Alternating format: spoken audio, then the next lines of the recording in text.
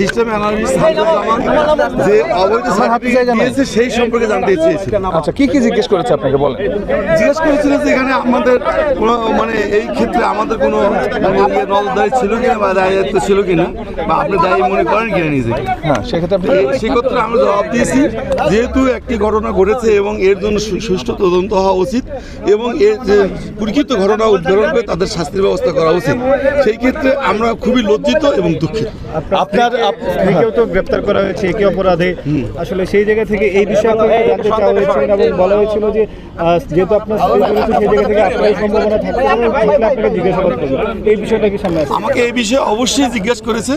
আমি বলেছি যে আমি এই বিষয়ে কিছুই জানি না, আমি শুধু এইটুকু বলেছি, আমি কিছু জানি না। আচ্ছা, একটু না, আমি কিছু জানি না। আচ্ছা, আপনি বলবেন যে আপনি 21 সালে মেবি কারিগরি শিক্ষা বোর্ডে এসেছেন, জি, 21 সালে। আপনার পরে শামসুজ্জামান এখানে এসেছে এবং শামসুজ্জামান এই কাজ করছে, এই বিষয়ে আপনাকে বারবার বলা হয়েছে, আমরা সাংবাদিকরা আপনার কাছে গিয়ে তারপর আপনি কি ব্যবস্থা নিয়েছিলেন? আপনি আমরা এটিকে নিয়মিত আমাদের চেষ্টা করেছি, যারা আপনারা কপি দিয়েছিলেন, হ্যাঁ, চেষ্টা করেছি যে এটা আমাদের ওয়েবসাইটে আছে কিনা আমরা খুঁজে দেখার চেষ্টা করেছি, কিন্তু আমরা পাইনি। যেহেতু আপনারা এটা পেয়েছেন, গোয়েন্দা সংস্থা বের করেছে, আমরা এর বেশি কিছু বলতে পারি। গোয়েন্দা সংস্থা বের করার আগে একাধিক প্রতিবেদন হয়েছে, আপনি চেয়ারম্যানকে বলা হয়েছে, কাগজ দেওয়া হয়েছে, আপনি কেন সরালেন? আপনি এখন কিভাবে দাবি করেন যে আপনি জড়িত না? না না, এটা তো আমাদের কাজ। আমি তো আপনার কাগজটাকে আমাদের ওয়েবসাইটে পাইনি, আমি দুঃখিত যে এর আমি আপনার স্ত্রী এটা মানে আপনি তার স্বামী, আপনার স্ত্রী এখন কারাগারে, মানে বিষয়টা কেমন, কেন কি জন্য মানে গ্রেফতার করা হয়েছে, তার সংশ্লিষ্টতা নিয়ে আপনার কি মতামত?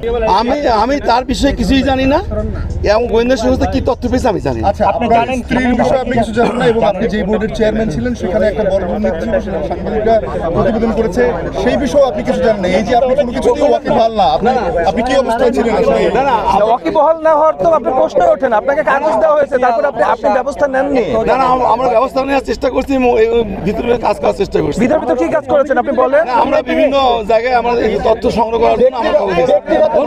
ব্যক্তিগতভাবে আপনার বিরুদ্ধে অভিযোগ আছে, ব্যক্তিগতভাবে আপনার বিরুদ্ধে অভিযোগ আছে যে 20 লাখ টাকা আপনি নিয়েছেন, এই বিষয়ে আপনার বক্তব্য? এটা মিথ্যা, বানোয়াট, ভিত্তিহীন, এটা তদন্ত চলছে। তদন্তকারী কর্মকর্তা আমার সম্পর্কে কিছু তথ্য খুঁজে বের করতে পারে, করবে। সার্টিফিকেট এখন পর্যন্ত ইস্যু হয়েছে, আমার যেটা আমার মিডিয়া থেকে যেটা শুনতে পারছি সেটা 5,000 বা 5,500, কিন্তু আমাদের কাছে এরকম কোনো তথ্য।